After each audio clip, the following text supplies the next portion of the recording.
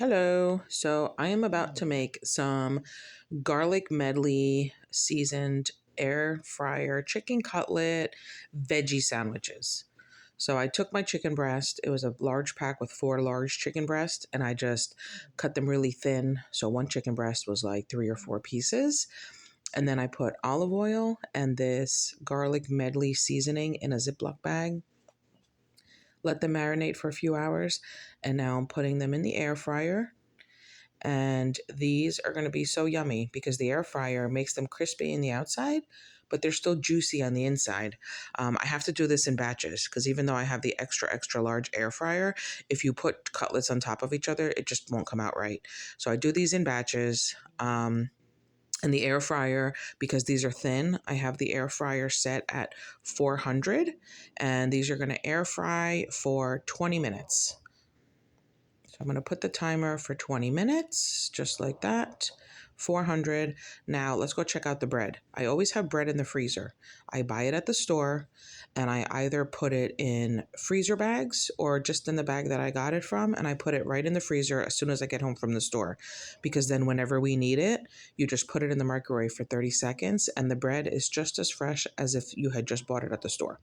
So I took out one large soft roll because my son likes his bread soft, and I took out a Ziploc bag of the crusty bread because we like the crusty bread on the outside, soft on the inside. So that's for him. The other ones are for the rest of us to make sandwiches. And that's it. Those are going to sit there for a second. Let me check on the chicken. It's looking okay. I'm going to flip it, even though you really don't have to. I flip it because I just feel like it cooks it a little better. In some pieces, as you can see, different spots in the air fryer seem to get more heat. I have no idea why. It makes no sense. But I'm going to move these around a little bit and put them back in for the last 10 minutes. And now I'm going to go over and get the veggies ready. So I have a mandolin and I have an English cucumber, and I'm cutting some thin slices. Now, watching this video is giving me anxiety because I feel like I'm going to like chop my fingertip off. So if you're using one of these, be super careful because they are super sharp. And that was supposed to go in the bowl. Oh well. Anyway, so I have these thin cucumber slices. I'm going to put some salt. I'm going to put some pepper. And then I'm going to put simple extra virgin olive oil, drizzle that all over. I'm going to use some apple cider vinegar because that's going to give it a nice tanginess, just like that. Just be generous with that because you want to have extra dressing at the bottom. And now I'm going to take a white onion. Again, careful with the mandolin if you have a guard. This one did come with a guard.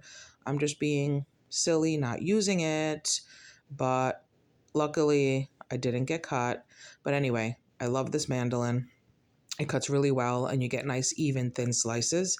So slice the onion very thin. If you don't have a mandolin, that's fine. I've done it with a knife before when I don't feel like digging out the mandolin and washing it. So knife or mandolin, cut your onion really thin, and you're going to take that and you're going to put it right in the bowl with the cucumber because you want that to start getting marinated with the olive oil and the vinegar and the salt and pepper. Get those last pieces. There we go. Okay. And now I have an avocado, and I'm going to cut that in half.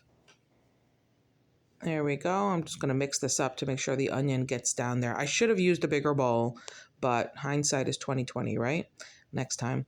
So I'm just going to mix these up to make sure that they get coated in the olive oil and vinegar because you want these to just pickle a little bit while they're sitting there in the bowl while you make the chicken. So that's sitting there marinating. Now I'm going to take my knife and I'm going to make avocado slices in the avocado, cut off any brown spots, take the pit out.